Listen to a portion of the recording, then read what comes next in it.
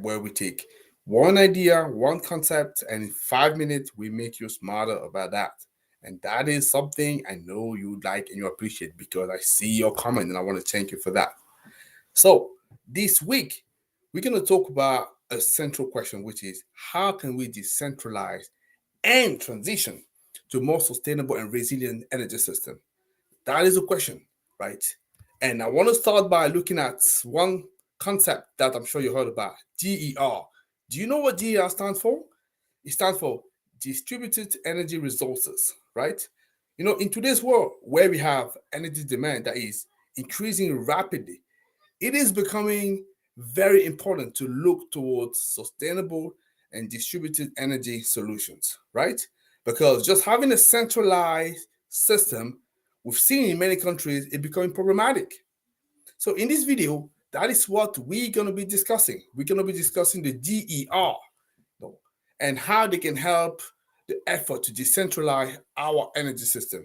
So let's first of all look at the central question, which is what are distributed energy resources? So distributed energy resources, or DER, they are a small scale power generation and storage system that are located near the point of use. That is the key here. They're located near the point of use. So they're typically connected to the grid, but they can also be operated independently, right? Which gives some flexibility, which is not a bad thing.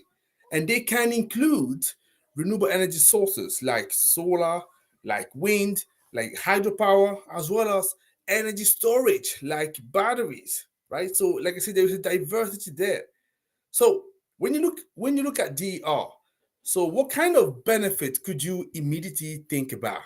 So one of the primary benefits of DER is the ability, like the name stands for, to decentralize energy production and consumption. This means that instead of you relying on a large centralized power system, energy can be produced and used at a local level. This can increase the resilience of the grid and reduce the risk of power outages. Yeah. So another benefit that it's important to mention is the ability to reduce greenhouse gas emissions. By using renewable energy sources like solar, like wind, you can reduce your reliance on fossil fuel and decrease your carbon footprint. But DR can also provide economic benefit because they help reduce energy costs for consumers. By generating their own energy, consumers can offset the energy bill and potentially even generate revenue by selling the excess back into the grid. And this is something people that know are very receptive. So let me tell you about some example of DER. Some example would include, rooftop solar panels, small wind turbines, micro turbines, but also energy storage system like batteries. So rooftop, they are the most common type of DER that I'm sure you heard about.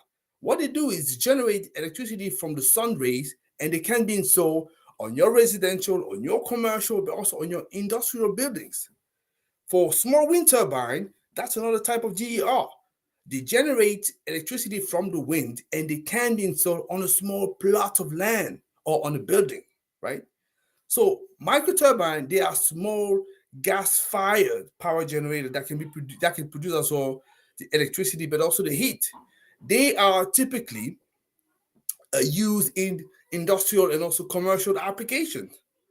And last but not the least, I want to talk about the energy storage system, like the batteries. They are becoming increasingly popular as a way to store excess energy, by GER. And this system can be used to provide backup power during the outages and to smooth out fluctuation in energy supply and demand. Yeah. As you can see, there's multiple benefits here. So that's what I'm saying. GER is definitely something we want to be looking at as we're moving towards more energy transition. Yeah. What a cleaner and a proper energy system that rely a lot less on fossil fuel. So definitely watch out to that. So if you like this video, three things I want you to do. I want you to like it, I want you to comment it, and I want you to share with people that you know that may benefit from it. As for me, I'll see you tomorrow because we have another concept that I want to define for you.